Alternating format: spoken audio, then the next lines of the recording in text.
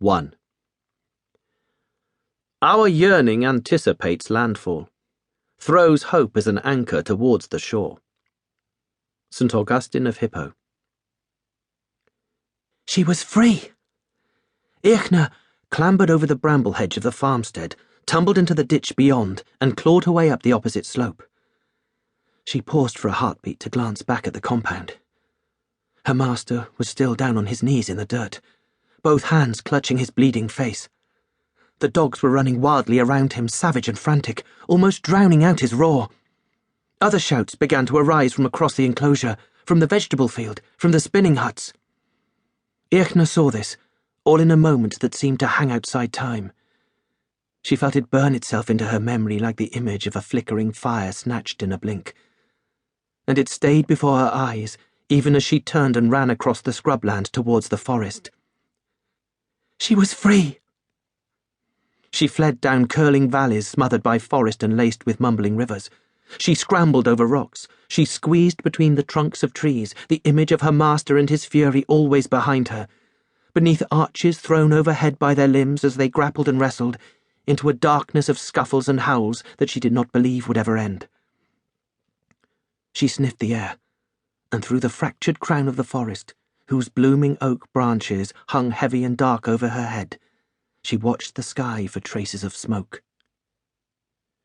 She could not hear anyone following her, but that meant nothing.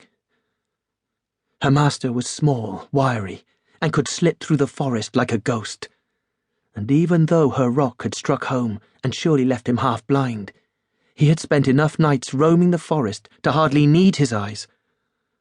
Several times she saw a shape in the shadows that took his form. Those high shoulders, the head held low like a boar's. But it was only his spirit, if it was him at all. Let him stumble upon me, she thought. I will tear out his throat with my teeth. For days she continued, not knowing how far or how long she had travelled or what lay ahead.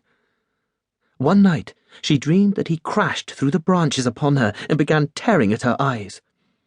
She awoke with a jump to find the fingers of a tree scratching her face.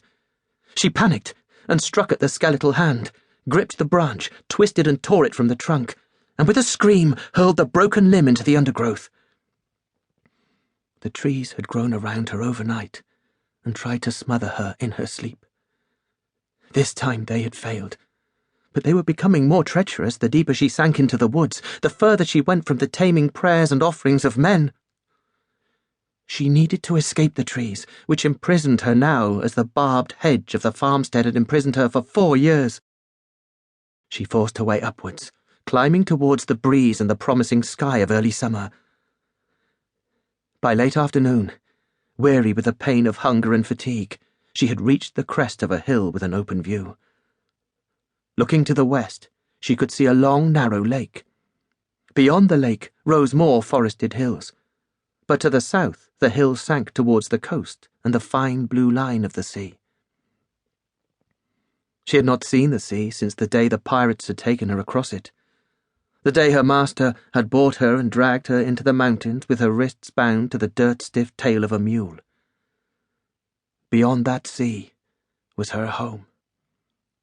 She remembered, many years before, walking from the shore with an apron full of mussels, gleaming black with foam, sipping warm broth while wrapped in a sheepskin rug. The dog that whined as it slept by the hearth. What was its name? She smothered the memories, as she always did. For all she knew, this was a different sea, facing the other end of the world. She told herself that the place she had known as a child, from which she had been wrenched and thrown across the ocean, was as distant and dreamlike now as the other world. When the pirates had taken her, she had been on the brink of womanhood. She had had her first bleeding in captivity alone, unwatched and uncared for. She had not been washed in the holy stream by her mother and grandmother as was required. She had not had the prayers and offerings that brought every child through the second birth into adulthood. She was left a child's soul in a woman's body, an aberration, an obscenity.